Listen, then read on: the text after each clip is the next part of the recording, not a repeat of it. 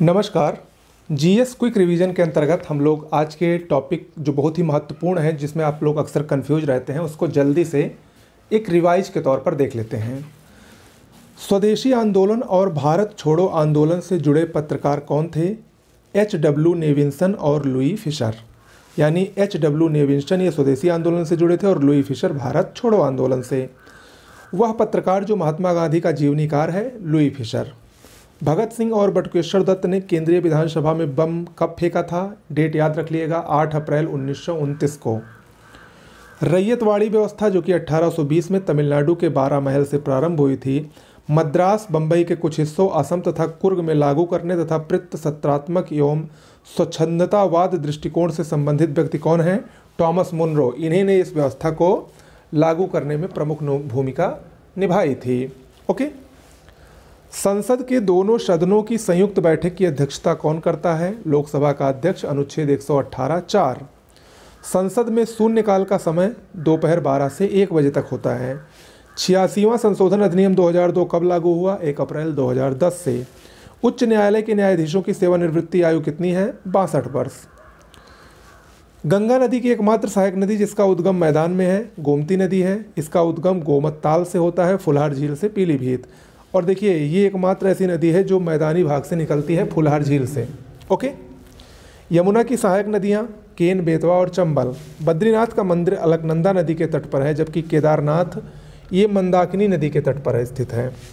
नर्मदा नदी का पश्चिम की ओर बहाव का क्या कारण है? भ्रंश घाटी से होकर ये बहती है और डेल्टा का निर्माण इसलिए नहीं कर पाती है। और आपको बता दें, जितनी भी नदियाँ पश्चिम की ओर बहती हैं, पश्चिम की ओर गिरती हैं, अरब सागर में गिरती हैं, वो एस्चुअरी बनाती हैं, ज्वार नदमुख बनाती हैं। उसका मुख्य कारण यही है, चूँकि पश्चिमी घाट बहुत ही तीव्र है, तो इतनी तीव्र ढाल से गिरने के कारण नदियाँ जो हैं वो डेल्टा नहीं बल्कि ज्वार नदमुख बनाती हैं।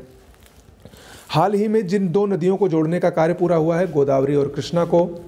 भारत का न्यूनतम ऊंचाई वाला क्षेत्र केरल का कुट्टानाड। पटकाई पहाड़ियाँ ये असम, मणिपुर, मेघालय, मिजोरम और नागालैंड में फैली हुई हैं। श्रीनगर से लेह को जोड़ने वाला दर्रा जोजिला दर्रा। जिस राज्य में लिग्नाइट कोयले का विशालतम भंडार है, तमिलनाडु है वो। कलोल, बारकोल, मेहसाना और नौग्राम ये सभी तेल क्षेत्र हैं। कहाँ स्थित हैं? गुजरात में स्थित हैं। आधुनिक भारत की प्रमुख पुस्तकें और उनके लेखक देख लीजिए, बहुत ही महत्वपूर्ण हैं। इंडियन स्ट्रगल सुभाष चंद्र बोस ने लिखा है। Poverty and un British rule in India, दादा भाई नौरोजी। धन निष्कासन का सिद्धांत इसी में सर्वप्रथम प्रकाशित हुआ था। India divided, Rajendra Prasad. India from Curzon to Nehru and after, Durgadas. Hind Swaraj Mahatma Gandhi द्वारा 1909 में लिखा गया था। ये मूलतः गुजराती भाषा में लिखा गया। India wins freedom Maulana Abul Kalam Azad की पुस्तक है। बंदी जीवन सचिंद्र नाथ सान्याल की पुस्तक है। The sepoy mutiny and revolt of 1857 R C. Majumdar की है। Annihilation of caste doctor Bhimrao Ambedkar की है। The guilty man of India's partition doctor Ram Manohar Lohia की पुस्तक है। प्रमुख जलप्रपात देख लीजिए।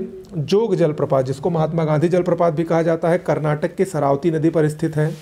दूध सागर जलप्रपात ये कर्नाटक और गोवा की सीमा पर स्थित है, मांडवी नदी गोवा पर। कुंचिकल जलप्रपात कर्नाटक में स्थित है। नोहका काली कई ये मेघालय में स्थित है। धुआंधार जलप्रपात ये नर्मदा नदी पर जबलपुर और मध्य प्रदेश के बीच में भेड़ाघाट पर स्थित है। चित्रकूट जलप्रपात, जिसको भारत का नियाग्रा कहा जाता है, छत्तीसगढ़ में स्थित है, इंद्रावती नदी पर।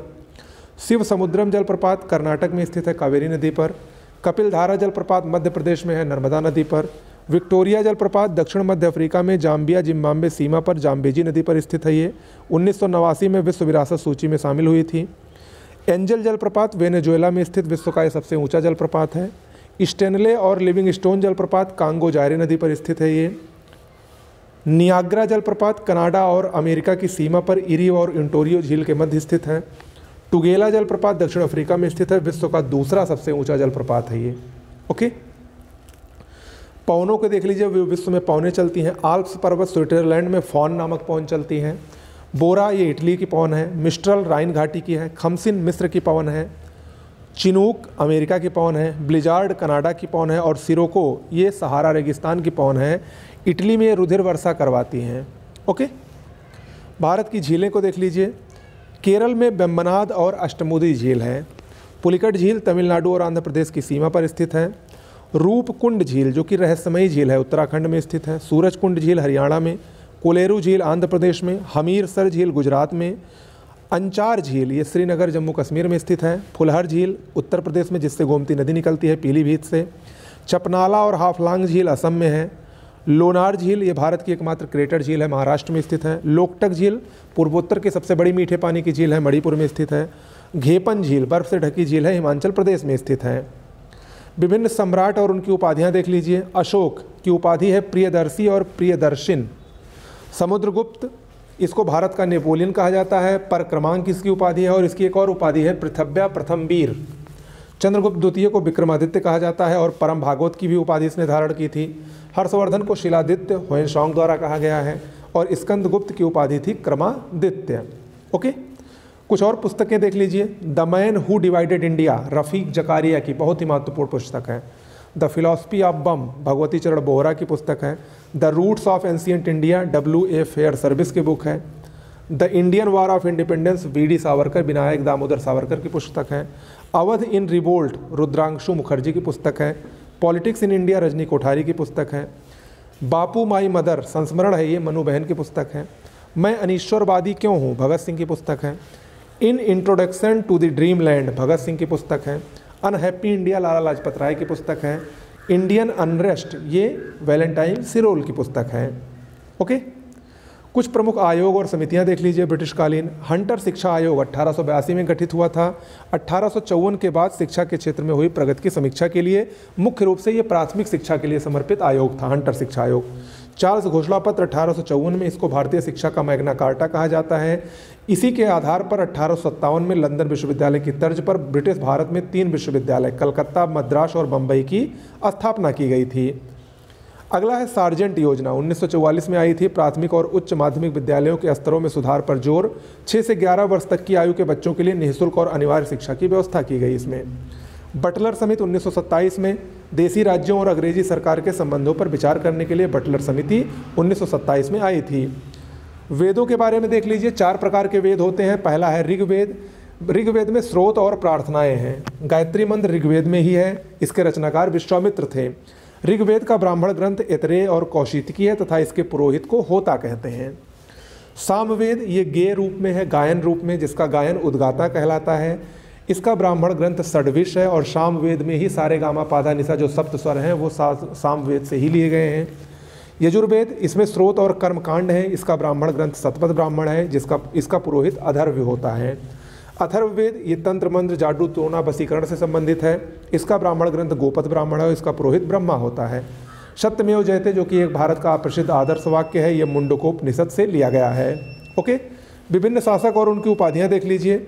अभी हमने आपको बताया था पृथव्या प्रथम वीर समुद्रगुप्त को कहा जाता है। आंध्र भोज, अभिनव भोज, आंध्र पिथामा ये कृष्णदेव राय को कहा जाता है। परम सौगत धर्मपाल को, भारतीय गौरव का अंतिम सूर्य हेमू को कहा जाता है। परम भट्टारक नरेश हर्ष को कहा जाता है। विदेशी यात्रियों का राजकुमार हुएनसांग को।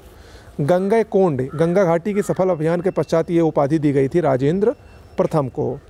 ओके, तो आज के लिए इतना ही। ये आपका कुछ इंपॉर्टेंट जो टॉपिक थे उसका मैंने रिवीजन करवा दिया है। नमस्कार।